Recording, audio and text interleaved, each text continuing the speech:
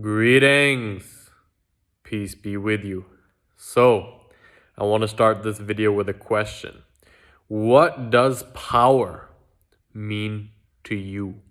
Now, this is a very interesting question to me because in our society, we tend to develop a negative association with power.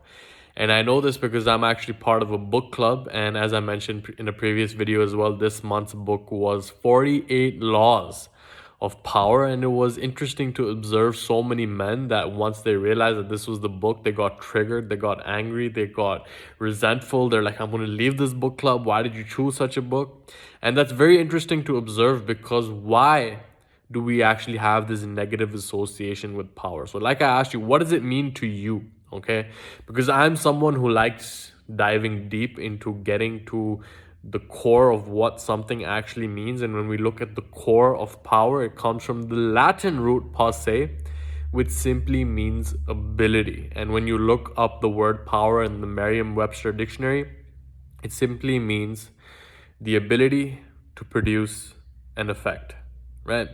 It is the ability to produce an effect. And like Tom Bilyeu shares on his channel, Impact Theory, I've shared this on this channel before as well. I love his definition of power, which is the ability to conceive of an image of your ideal reality in your mind's eye and then to consistently move towards that vision every single day, right? Power is the ability to create results in your life. And it's very interesting to note that so many men are repulsed by this. Like, why have power? You know, we have this image of power that is related to politicians and manipulation. But in this video, I'm going to be sharing with you the 3 laws of real power, of true power, so that you can begin expressing the highest version of yourself rather than getting caught up in semantics, rather than getting caught up in the manipulation, right? Because 48 Laws of Power by Robert Greene, I think it is an essential reading for every man because it goes over the tactics and strategies that so many people use in this world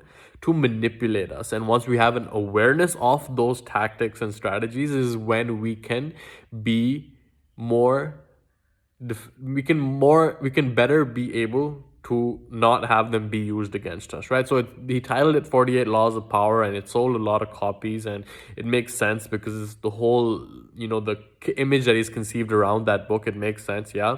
But in my eyes, it's not like 48 laws of true power. It's the 48 laws of manipulation. And we read that so that we don't get manipulated. Now, what I want to share with you in this video, like I said, is the 3 laws of real power, the source of true power, which is explained by Dr. David R. Hawkins in his book, Power versus Force. Okay, I definitely recommend you check out this book. And the reason for this is because he dives deep into the science of spirituality, which he calls behavioral kinesiology, which is how different intellectual stimuli in the mind affect the strength of particular indicator muscles. And through that, he came up with the scale of consciousness. There are 17 different levels, starting with shame, guilt, apathy, grief, fear, desire, anger, pride, and then right in the middle is courage, which he calls the critical response point, right? Courage is when true power first begins to appear, right? It is when we begin to give as much, if not more, than what we take from the world, right? Everything below courage is driven through the lens of fear, driven through the lens of force. And force is when you don't feel like you have enough, and thereby you try to get something from outside of you to fill that insatiable desire within you. But as we all know, that never works out, right? And then above courage, we have neutrality, when we wake up to the reality that nothing is good or bad, but thinking makes it so, and my perception creates my reality. And then above neutrality is willingness. Above willingness is acceptance. Above acceptance is reason. And then above reason is love. I think it's above reason, it's love, and then it's peace, and then it's love, it's joy, it's peace, and then it's enlightenment, right? Something like that. But I definitely recommend you check out that book. And what it really gets to is like, what is power, right? Power, the first law of power, the first law of real power, is that power is anabolic. Okay, what does that mean? Anabolic means to build up, which means that any party engaged in an interaction of real power, in the expression of real power, is going to benefit from that interaction, right? Manipulation is when you get other people to do something which is not in their best interest. Influence, right? True power, influence, is when you get someone to do something because it is in their best self-interest. Right now, it's like that can go deeper. It's like, how do you know that something is in someone else's best interest? Well, it comes down to, like, I look at my own example, right? If I'm talking to someone and they are interested in getting into my program, and I believe that my program is capable of creating transformation in their life, and they're telling me about how their life is at such a low point, then it becomes my power to influence that person to get into the program. It's like I'm doing that for his own self-interest, right? I know that this is going to be best for him, and if it doesn't, like, yeah, sure, I'll give him his money back, but getting him to take out his credit card and pay so that I can influence him to do that means that, okay, once he goes through that, I know that he will benefit from that, right? That's just an example over here. So power is anabolic, it's building up, it's constructive, it is giving, it is, giving forth that energy and vitality and productive, because it's already whole, right? Power is already whole on its own, and therefore it can go and give more, it can give more energy, it can give more production, it can construct even more than there is right now.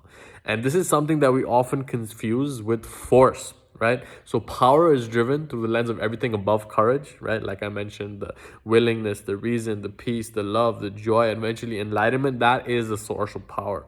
And then below courage, we have, anger, pride, desire. That is driven through the lens of force, whereby you're manipulating someone to do something, even though it's not in their best interest. Force is associated with catabolism, right? Breaking down, with destructiveness, right? Force is insatiable because it feels like it's not complete on its own, and therefore it is always trying to get something from outside so that it can fill that void inside, but that never works because that desire is insatiable. There's always more that you can get from that, right? So I hope that you catch that nuance over here, because we've been manipulated into thinking that power is something that only bad people have, and that we don't work on, developing power in our own lives, and therefore we've created a generation of weak men that don't take responsibility for creating their dreams, right? It's so heartbreaking to see that so many men have so much potential, but because they've been conditioned to think that, seeking power is bad, seeking money is bad, seeking influence is bad, like, they're kind-hearted people, they don't want to be bad, so then they just avoid those things, and they can't express what they are truly capable of. And this is something I'm speaking about from personal experience. I've thought that for a long time as well, and that's why, sharing these ideas helps me embody them even deeper, right? So the first law is that power is anabolic, it's constructive, and it's associated with the rising tide, right? And as the rising tide lifts all ships, any party engaged in the interaction of real power is lifted through that experience. Okay, so power is anabolic, right? Power appeals to the higher human nature, which can be thought of as noble, right? Power appeals to the aspect of human nature known as noble, whereas force appeals to the lower aspect of human nature, which is basically crassness, right? Or lack of sensitivity. So important to catch that nuance over there. Now, the second law of real power is the source of power is hope. Okay, the source of real power is hope, is purpose. Okay, what do I mean by this? So hope is the belief that the future will be better than the present, right? Hope is when you choose purpose over pleasure, because you know that you have the power to create the future in accordance with your dreams, with your hopes, with your ambitions, right? Because when we think that the future is not going to be better than the present, that is when we get caught up in the present of the hedonism, of the pleasure in the moment, which destroys our well-being in the long term.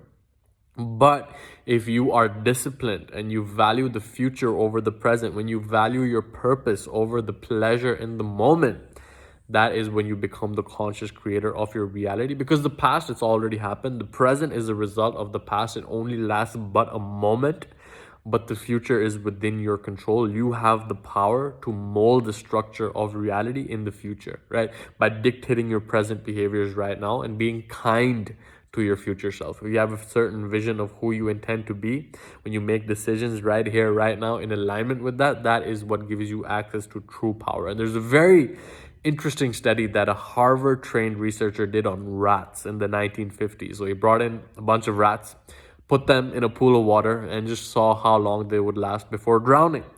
In the first part of the experiment, he found that on average, the rats would drown at the 15-minute mark. In the second part of the experiment, he's like, okay, they're going to drown at 15 minutes. He brought in a new set of rats.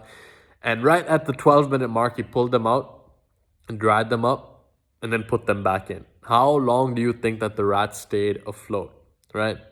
This is very interesting to note because the rats stayed afloat for 60 hours. Think about that for a second. 15 minutes compared to 60 hours, right? That's 240 times more. Why? Because the conclusion of the study is that they had hope that the future would be better. They had hope that they would somehow get pulled out over there. Right now, this is a pretty strange experiment, but it also lends credence to the ability that we have to generate hope and meaning in our lives, to generate power by understanding that the future is within our grasp of control, right? We have power to create the future. And once we wake up to that power is when we take back that power and begin dictating our decisions in the moment that align with that future vision, right? So the second law of real power is that the source of real power comes through meaning, hope, and purpose, okay?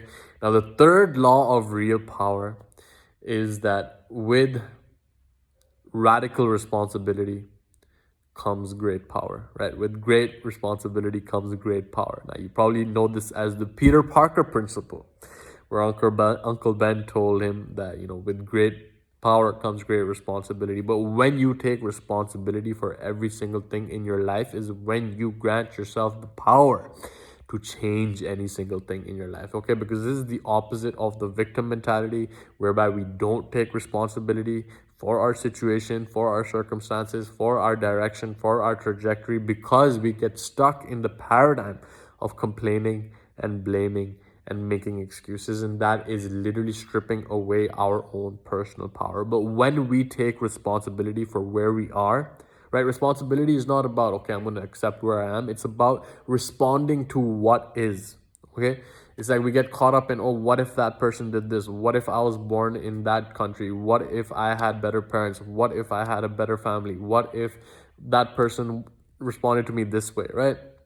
But what is the situation right now? Sharpen your view of reality. What is your situation right now? What is the direction that you intend to go, right? Think about what is and then respond to what is. What is my most empowered expression right here, right now? What is my most empowered response that I can express right here, right now, given the circumstances? Rather than thinking about what if something happens, what if that happens, what if this did happen?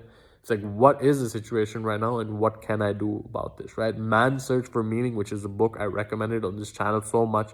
Viktor Frankl survived 5 different concentration camps, and he really came down to the same conclusion, saying that, the people that survived the worst of human conditions, right? It's not like they were in different conditions than someone else, but the ones that survived were the ones that responded in a way to their situation, right? So it's like, he talks about how, there was Easter coming up, and then, a lot of people died after Easter. Why? Because they had this false belief that, oh, if Easter comes up, then we'll be saved, right? They didn't get saved, and then they ended up getting killed. And the other side of the spectrum, it's like, when Christmas came around, they're like, oh, when Christmas comes around, we're going to get saved. And then Christmas happened, they didn't get saved, right? But the ones that were able to make it through the worst of human conditions were the ones that saw reality as it was and chose their attitude in the given situation, right? Your one last freedom is to choose how you respond to a given situation. Everything can be taken away from you. Anything can be taken away from you except the one last freedom, which is your ability to respond to it. Your mental attitude in that given situation is what unlocks your ability to step into your personal power. Okay, so those are the 3 laws of true power, right? Anabolic power of building up, of construction, of rising the rising tide that lifts all ships, right? That is real power. Okay, so let me know in the comments below what has been your number one takeaway from this video. How has your definition of power changed after watching this video? I love opening up the discussion, so leave a comment below. But like the video if you like it, subscribe if you have not already. But with all that being said, I will leave you in the peace and power of the one infinite creator, and I'll catch you in the next one. Much love to you. Take care.